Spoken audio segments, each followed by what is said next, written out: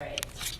I'm going to touch on a topic that typically, it's not done by someone of my age because people don't see 19-year-olds as having the experience to tell people, how to balance your time and money. But I think that I have enough experience, well, not experience, but I've been in the passenger seat for 19 years.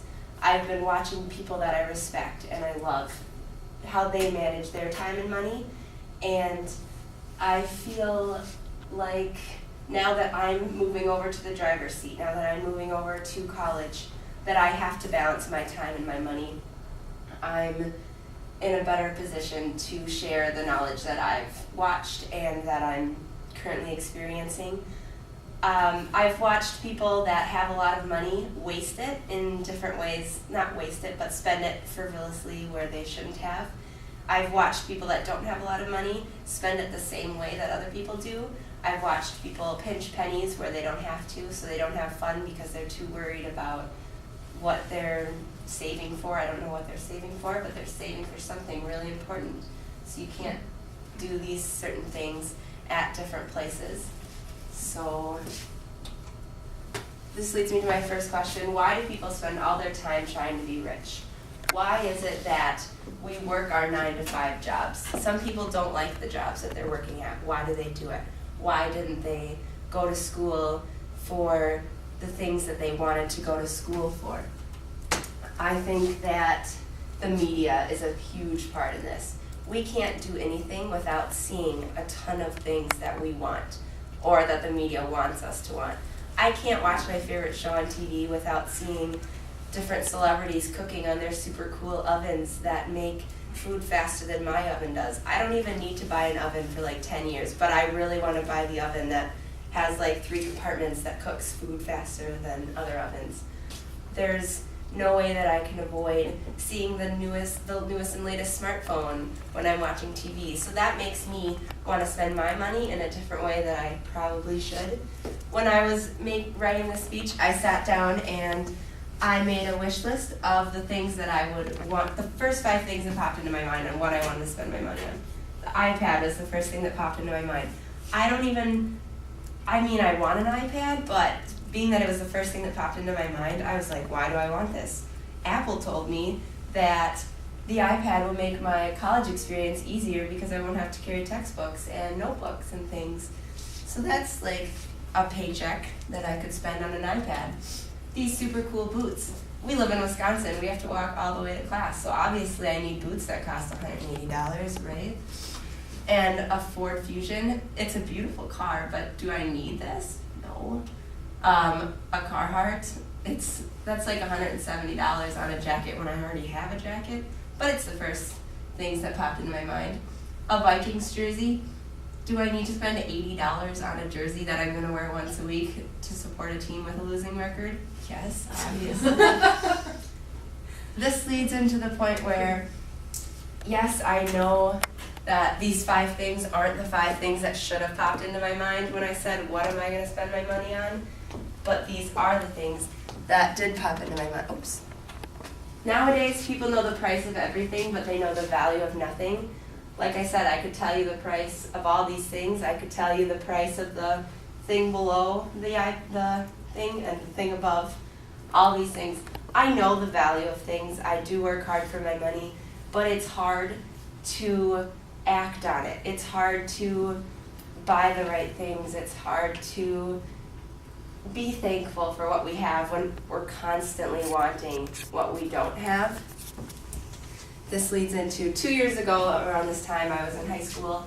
I was mentally checked out of high school, but I was ready for college. I was doing all these research. I was researching what I could expect from college, and I found this triangle. We've all seen this triangle, and we've seen it with fast food.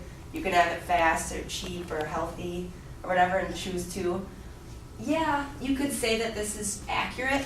But I made one, it's probably been seen before, but I made this one because I think this is more accurate. And I think you could choose probably 3 of these things, realistically 4 if you're superhuman. But I think that these things, you have to balance your time between all these different things, and it didn't really hit me, like how much time you have to really balance, until I made this math example. So there are 168 hours in a typical week.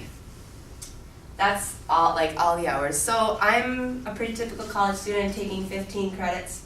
12 is a full-time student, 18 is overload, 15 is right in the middle. When I'm just taking my 15 credits, I spend 11 hours of my week just being in class. That doesn't include anything else. I'm sitting in class for 11 hours a week. We all know we're supposed to sleep 8 hours a week, depending on, to keep your body healthy and everything. So if you sleep 8 hours a night, that leaves 56 hours that you're in bed, sleeping, not doing anything. Then we have to remember that we have to make money somehow, to spend money on the iPad and the boots that we don't need. So I'm working 30 hours a week, depending on how many shifts I pick up, sometimes more, sometimes less. So that's 30 hours that I can't get back. Since I am taking 15 credits, I read online that you're supposed to spend 1 to 3 hours outside of the classroom studying per week per credit. So with my course load, I should be studying probably 2 to 3 hours per credit per week. So that would put me at about 40 to 45 hours a week that I should be studying. And we all know we're supposed to work out an hour a day. Let's say I work out 5 days a week for about an hour. Those numbers are looking kind of scary right now. Don't worry, I did the math for you. It's 21 hours. I have 21 hours, we have 21 hours left after we take away all the things that we're already committed to. That's 21 hours spread out within 7 days. That leaves about 3 hours a day that you're not already studying or sleeping or working. If you think about it, I didn't include shower time, eating, walking to class, driving to work. I didn't include all those things. So that doesn't leave you with a lot of time to regroup and reorganize your brain in a lot of ways. My point, I'm not standing here with a miracle idea on how we could manage our time. This is pretty much, it's a public service announcement in a way that we need to find a way to prioritize our time, and we need to find a way to manage our money in a way that we don't lose our minds and we don't waste away our lives and we end up like the penny pinchers or like the people that are in debt. I'm going to leave you with, make the most of the time that you do have. An example, I had 3 exams last week and I have a paper due next week. Over Thanksgiving break, I'm going to take time for myself. I'm not going to worry about class. I'm not going to worry about things because I think it's important that we do take time for ourselves. And then when you do have time during the week, don't spend it with people that stress you out. Don't worry about things in the past. Don't worry about the exam you took. I can't do anything about the exams I took last week, so I'm not going to stress about them because it's important that we realize that we only have control over so much. We only have control over the money that we're making and the time that we're given. We need to be more thankful for things that we do have because we do have a lot. We have the opportunity to find a career that we love, and I think that we need to make the most of it. Thank you.